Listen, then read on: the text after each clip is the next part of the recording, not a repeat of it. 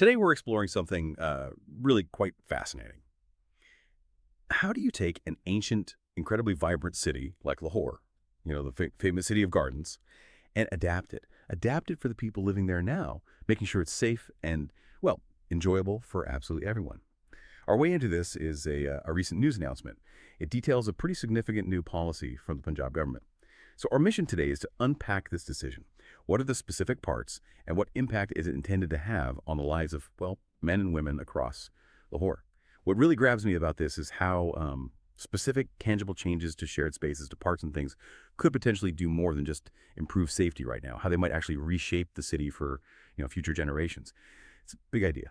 So let's get started. What's the core of this initiative? What exactly has the government decided? Well, what's really interesting here is that the Punjab government has announced a policy that seems quite pivotal. It's aimed squarely at improving quality of life for Lahore's residents. And this isn't just some minor tweak. It's a significant directive about the city's public spaces, its parks, and recreational areas.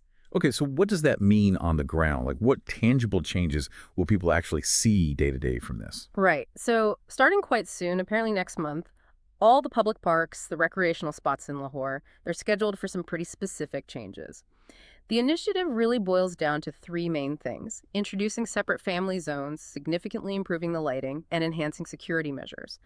Officials are saying the overall aim is to foster a safer, more comfortable environment. And the hope is this encourages more people, a broader range of the public, to actually use these green spaces. Okay, let's dig into that first one. Separate family zones. That sounds straightforward enough, maybe. But in a place like Lahore, so diverse, so bustling, does that raise questions, about balancing inclusivity with meeting very specific needs?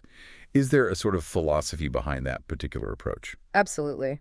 Yeah, that touches on a really key concept in urban planning, something often called placemaking, which is essentially all about designing public spaces so they genuinely serve the different needs, the aspirations of the people who actually use them.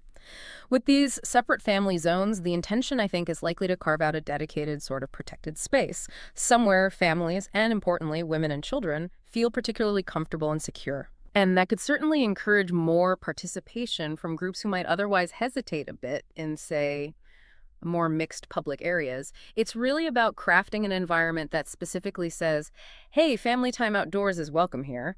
Places like, the famous Shalimar Gardens or Jelani Park could feel genuinely more inviting.